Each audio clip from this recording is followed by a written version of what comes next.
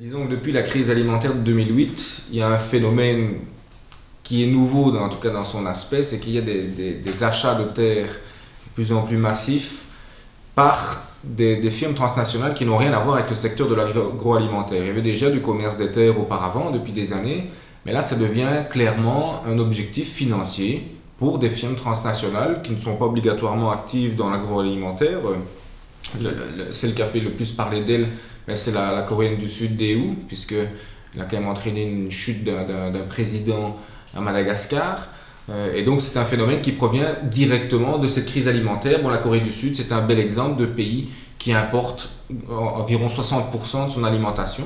Donc ce sont des pays qui sont dépendants au niveau alimentaire et qui se rendent compte que les fluctuations de prix agricoles sur les marchés mondiaux peuvent les rendre vulnérables.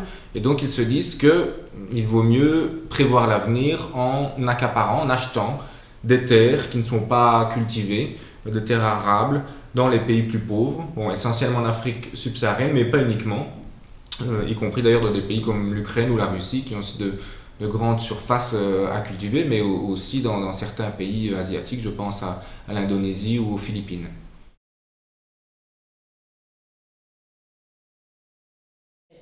Non, non, ça devient donc vraiment quelque part un instrument spéculatif, puisque ces firmes, en investissant dans ces terres, qu'est-ce qu'elles cherchent? Elles voient que les prix fluctuent.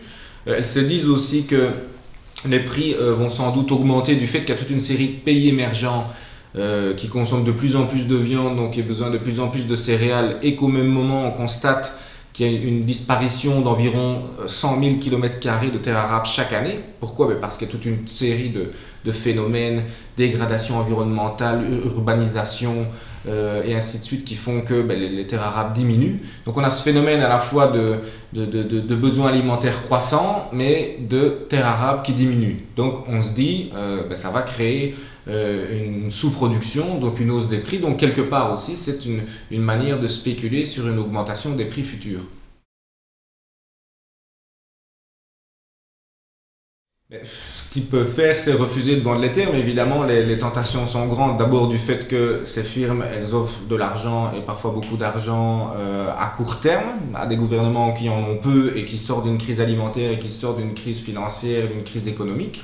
Donc c'est évidemment très tentant d'accepter ces offres comme ça à court terme avec de l'argent frais. Et surtout que la Banque mondiale conditionne de plus en plus ces financements, ou en tout cas encourage par ces financements ces ventes de terres. Pourquoi? Parce que la Banque mondiale part du principe qu'à partir du moment où on a des terres qui ne sont pas ou peu cultivées, si ce sont des firmes étrangères qui viennent les cultiver avec des moyens technologiques beaucoup plus importants, ça va entraîner un transfert de technologie, ça va aussi entraîner des investissements dans les infrastructures, dans les routes, dans les dessertes agricoles, toutes choses qui n'existent pas dans ces pays pauvres et qui donc vont bénéficier aux populations locales par un espèce de phénomène ruisselant de nouveau, où des investissements plus importants pour ces firmes profiteraient indirectement aux populations locales qui vivent dans cet environnement-là. Alors évidemment, il y a toute une série de contre-arguments, commencer par celui de l'accès aux ressources. On sait déjà que l'accès aux intrants, l'accès à l'eau pour l'irrigation, l'accès aux terres justement cultivables, aux terres arables, il y a déjà une compétition pour tout cela, donc on se doute bien que les populations locales ne vont pas être prioritaires. D'ailleurs, il n'y a jamais de consultation des populations locales dans ces opérations de vente des terres, et quand on voit des pays comme des pays d'Afrique subsaharienne où le gros problème est vraiment l'irrigation, il y a vraiment des capacités productives très importantes, mais à condition qu'il y ait des capacités d'irrigation, donc qu'il y ait accès à suffisamment d'eau potable.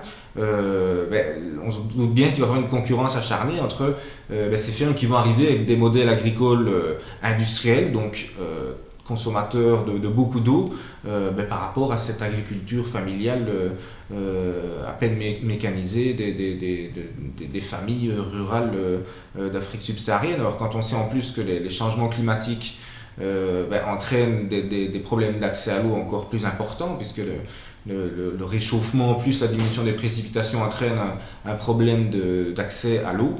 On se dit que cette concurrence va encore exacerber ce problème d'accès à l'eau pour les populations locales. Rappelons-nous quand même que dans ces pays, souvent la moitié de la population vit de l'agriculture. En Belgique, c'est 1,5% de la population qui est encore agricole, donc on pourrait se dire c'est quand même marginal comme impact, c'est un impact majeur puisque la majorité de la population de ces pays vivent directement de l'agriculture familiale et donc s'ils n'ont pas accès à ces ressources, s'ils n'ont pas accès à ces revenus, ben, ils se retrouvent sans rien du tout.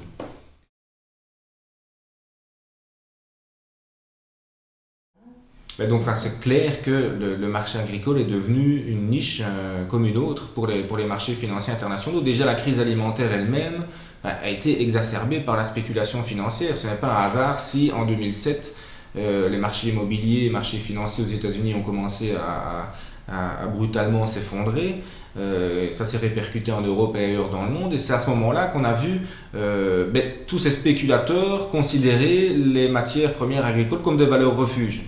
Alors à partir du moment où les valeurs montent, c'est rémunérateur pour les spéculateurs. Le problème, c'est qu'il y a 1 milliard de personnes dans les bidonvilles qui n'ont plus accès à cette alimentation à cause d'opérations spéculatives, d'opérateurs qui n'ont absolument rien à faire de l'agriculture et de l'alimentation. Ils vont sur ce marché parce que ça monte, parce qu'ils cherchent des valeurs refuges. Ça a été d'ailleurs le même problème avec les agrocarburants, puisque ça a exacerbé aussi cette spéculation. Ce n'est pas, comme certains l'ont dit, du fait que les agrocarburants monopolisaient des terres de manière tout à fait excessive. Quand on regardait les terres cultivables à l'échelle mondiale, c'est 1 ou 2% qui étaient accaparés pour les agrocarburants, mais c'était considéré comme le nouvel Eldorado post-pétrolier. Donc ça encourageait encore plus les spéculateurs à utiliser les produits dérivés et acheter ces produits agricoles, de nouveau pour trouver une valeur refuge, pour trouver un marché qui monte dans ce contexte de crise financière internationale.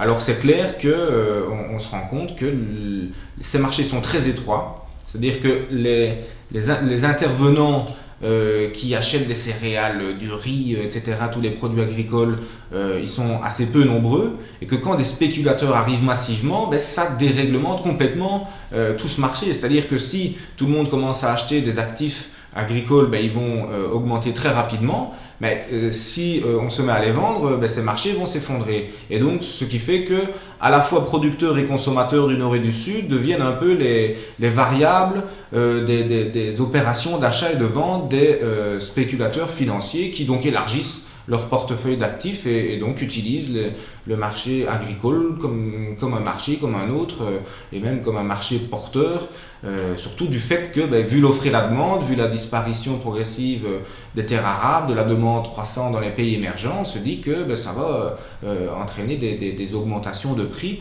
Et donc on anticipe ces augmentations de prix en achetant, et en achetant, on fait augmenter les cours, et donc on crée une bulle qui n'a pas seulement donc pour effet d'éclater à terme, mais qui a pour effet, une fois qu'elle arrive à des niveaux excessifs, d'avoir vraiment des réalités tout à fait dramatiques. C'était des émeutes de la faim dans 40 pays en développement.